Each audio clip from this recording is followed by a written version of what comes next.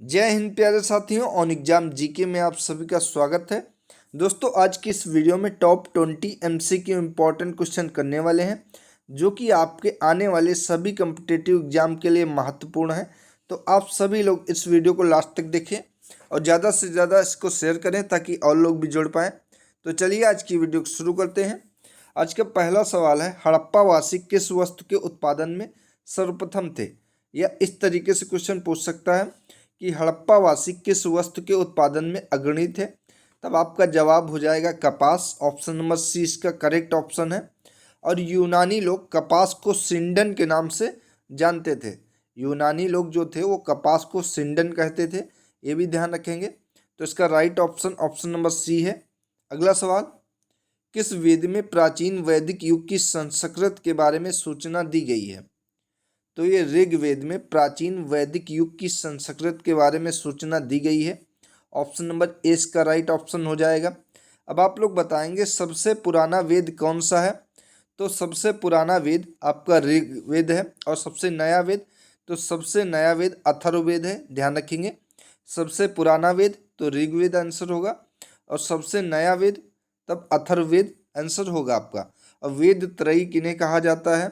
तो वेद त्रयी ऋग्वेद, सामवेद और यजुर्वेद, इन्हें वेद त्रयी के नाम से जाना जाता है, ध्यान रखेंगे। अगला सवाल है, पाटलिपुत्र को किस शासक ने सर्वप्रथम अपनी राजधानी बनाई? बताएंगे आप लोग इसका राइट ऑप्शन क्या हो जाएगा? तो पाटलिपुत्र को सर्वप्रथम चंद्रगुप्त मौर्य ने अपनी राजधानी बनाई। ऑप्शन नंबर ए इसका राइट ऑप्शन हो जाएगा। अगला सवाल है, इब्न बतूता कहाँ से आया था? तो इब्न बतूता जो कि भारत मोरक्को से आया था। ऑप्शन नंबर ए इसका राइट ऑप्शन है। और इब्न बतूता किसके शासनकाल में भारत आया था, ये भी आप लोग ध्यान रखेंगे। तो एमबीटी यानी कि मोहम्मद बिन तुगलक के शासनकाल में इब्न बतूता भारत आया था, ध्यान रखेंगे आप सभी लोग, इम्पोर्टेंट है। हुमायूंनामा की रचना किसके द्वारा की गई है? या हुमायूंनामा की रचना किसने की है? तब इसका करेक्ट ऑप्शन क्या हो जाएगा, आप लोग बताएंगे। तो करेक्ट ऑप्शन हो जाएगा ऑप्शन नंबर ए, हुमायूंनामा की रचना गुलबदन बेगम के द्वारा की गई है। ऑप्शन नंबर ए इसका करेक्ट ऑप्शन है, ध्यान रखेंगे आप सभी लोग। अगला, 1905 में बंगाल विभाजन किस वायसराय ने किया था? ध्यान रखेंगे 1905 का बंगाल विभाजन लॉर्ड कर्जन के द्वारा किया गया था। ऑप्शन नंबर डी इसका करेक्ट ऑप्शन है। ये डेट याद रखेंगे आप। पहली डेट है 7 अगस्त 1905 को। 7 अगस्त 1905 को बंगाल विभाजन के विरोध में कलकत्ता के टाउन हॉल में एक विशाल प्रदर्शन का आयोजन किया गया। दूसरी डेट आप याद रखेंगे 16 अक्टूबर 1905। 16 अक्टूबर 1905 को बंगाल विभाजन प्रभावी हुआ। इस दिन बंगाल में शोक दिवस के रूप में मनाया गया, ये भी ध्यान रखेंगे। अगला, सांप्रदायिक निर्वाचन क्षेत्रों की पद्धति की शुरुआत भारत में किसके द्वारा हुई? तो सांप्रदायिक निर्वाचन क्षेत्रों की पद्धति की शुरुआत भारत में 1909 के मार्ले मिंटो रिफॉर्म्स सुधार के द्वारा की गई। ऑप्शन नंबर 20 का करेक्ट ऑप्शन हो जाएगा, ध्यान रखेंगे आप सभी लोग। साथ ही लॉर्ड मिंटो को सांप्रदायिक निर्वाचन का जनक भी माना जाता है, ये भी ध्यान रखेंगे कि लॉर्ड मिंटो को सांप्रदायिक निर्वाचन का जनक भी माना जाता है। अगला, निम्नलिखित में से किसने सर्वप्रथम प्रेस सेंसरशिप लागू की थी? तो भारत में सर्वप्रथम प्रेस पर सेंसरशिप लॉर्ड वेलेस्ली ने लागू की थी। ऑप्शन नंबर करेक्ट ऑप्शन इसका हो जाएगा ऑप्शन नंबर ए, जो कि कब लागू की गई थी? तो 1799 में लागू की गई थी, ये भी ध्यान रखेंगे। अगला सवाल है, निम्नलिखित में से कौन एक सुमेलित नहीं है?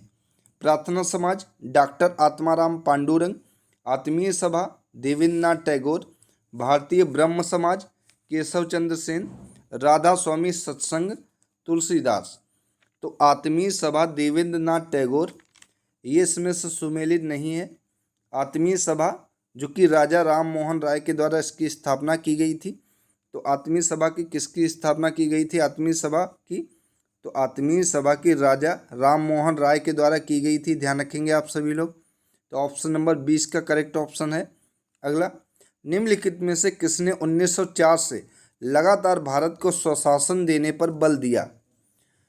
तो इनमें से दादा भाई नौरोजी ने 1904 में लगातार भारत को स्वशासन देने पर बल दिया। ऑप्शन नंबर डी इसका करेक्ट ऑप्शन हो जाएगा, दादा भाई नौरोजी। इन्हें great grand old man of India के नाम से भी जाना जाता है, ध्यान रखेंगे आप लोग। अगला, भारत की पूर्व से पश्चिम तक की लंबाई कितनी है, बताएंगे आप लोग। 2933 किलोमीटर, 3033 किलोमीटर, 3133 किलोमीटर या फिर 3214 किलोमीटर। तो भारत की पूर्व से पश्चिम तक लंबाई जो कि 2933 किलोमीटर है, और उत्तर से दक्षिण की कितनी लंबाई है, तो उत्तर से दक्षिण की लंबाई 3214 किलोमीटर है, ध्यान रखेंगे। और पूर्व की पश्चिम से तो 2933 किलोमीटर है। ऑप्शन नंबर ए इसका करेक्ट ऑप्शन हो जाएगा इस क्वेश्चन का। अगला, पर्वतों की निम्नलिखित श्रेणियों में से किस श्रेणी से हिमालय संबंधित है, ब्रांसोथ पहाड़, पठार पहाड़, गुंबदनुमा पहाड़ या फिर वलित पहाड़। तो इनमें से इन श्रेणियों से हिमालय संबंधित है वलित पहाड़ से, क्योंकि एक वलित पर्वत है और सबसे नया पर्वत है हिमालय पर्वत, ये भी ध्यान रखेंगे। तो ऑप्शन नंबर डी इसका करेक्ट ऑप्शन है। भारत की लवण नदी के नाम से कौन सी नदी जानी जाती है, तो लूनी नदी जो कि भारत की लवण नदी के नाम से जानी जाती है, ध्यान रखेंगे आप लोग। ऑप्शन नंबर बी इसका राइट ऑप्शन हो जाएगा। अगला, भारत के किस भाग में उष्णकटिबंधीय सदाबहार वन नहीं पाए जाते हैं, पूर्वी घाट, अंडमान निकोबार, उत्तर पूर्वी क्षेत्र या फिर पश्चिमी घाट। तो भारत में उष्णकटिबंधीय सदाबहार वनों का विकास पश्चिमी घाट के पश्चिमी ढाल पर कर्नाटक, केरल, उत्तर पूर्वी क्षेत्र की पहाड़ियों तथा अंडमान निकोबार द्वीप समूह में हुआ है। तो इसका राइट ऑप्शन क्या हो जाएगा, इसका करेक्ट ऑप्शन हो जाएगा ऑप्शन नंबर ए, पूर्वी घाट। अगला, उत्पादन के 4 कारक कौन कौन से हैं, भूमि, श्रम, पूंजी और उद्यमी, भूमि, श्रम, जलवायु और बिजली, भूमि, श्रम, जल और बिजली, इनमें से कोई नहीं। तो उत्पादन के 4 कारक जो कि हैं भूमि, श्रम, पूंजी और उद्यमी, ऑप्शन नंबर ए इसका राइट ऑप्शन हो जाएगा। अगला, अर्थव्यवस्था को सभी आवश्यक नियंत्रण और विनिमय से मुक्त करना क्या कहलाता है, स्वतंत्रता, निजीकरण, उदारीकरण या फिर वैश्वीकरण। तो अर्थव्यवस्था को सभी आवश्यक नियंत्रणों और विनियमों से मुक्त करना उदारीकरण कहलाता है। ऑप्शन नंबर सी इसका करेक्ट ऑप्शन है। महामंदी कब आई थी, तो महामंदी जो कि 1929 से लेकर 1938 के बीच में आई थी। ऑप्शन नंबर सी इसका करेक्ट ऑप्शन है। अगला, वर्ल्ड इकोनॉमिक आउटलुक रिपोर्ट किसके द्वारा जारी की जाती है, विश्व व्यापार संगठन, अंतर्राष्ट्रीय मुद्रा कोष, विश्व बैंक, खाद्य एवं कृषि संगठन। तो इसका करेक्ट ऑप्शन क्या हो जाएगा, बताएंगे आप सभी लोग कि वर्ल्ड इकोनॉमिक आउटलुक रिपोर्ट किसके द्वारा जारी की जाती है, तो ये अंतर्राष्ट्रीय मुद्रा कोष के द्वारा जारी की जाती है। ऑप्शन नंबर 20 का राइट ऑप्शन हो जाएगा। अगला, 5वीं पंचवर्षीय योजना का मूल उद्देश्य क्या था, गरीबी हटाओ, सार्वजनिक वितरण प्रणाली में सुधार, समावेशी विकास, अपोलजी विकास। तो 5वीं पंचवर्षीय योजना का मूल उद्देश्य था गरीबी हटाओ। ऑप्शन नंबर ए इसका करेक्ट ऑप्शन हो जाएगा।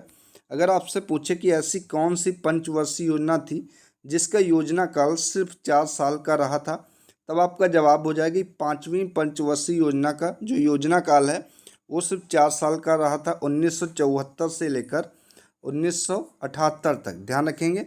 साथ ही इसी योजना काल में 1975 में 20 सूत्री कार्यक्रम आरंभ किया गया था, ये भी ध्यान रखेंगे आप सभी लोग। अगला, भारत में एकल नागरिकता की अवधारणा अपनाई गई है, किस देश से एकल नागरिकता ली गई है अवधारणा संविधान में, इंग्लैंड से, यूएसए से, कनाडा से, फ्रांस से। तो भारत में एकल नागरिकता की अवधारणा इंग्लैंड से ली गई है। ऑप्शन नंबर ए इसका राइट ऑप्शन हो जाएगा। और भारतीय संविधान के किस भाग में नागरिकता का वर्णन किया गया है, तो ध्यान रखेंगे भाग 2 में और अनुच्छेद 5 से लेकर 11 तक नागरिकता का वर्णन किया गया है भारतीय संविधान में, आप सभी लोग ध्यान रखेंगे। तो दोस्तों ये थी आज की इम्पोर्टेंट वीडियो अगर आप सभी को अच्छी लगी है तो वीडियो को लाइक करें, शेयर करें और चैनल को सब्सक्राइब करें। धन्यवाद।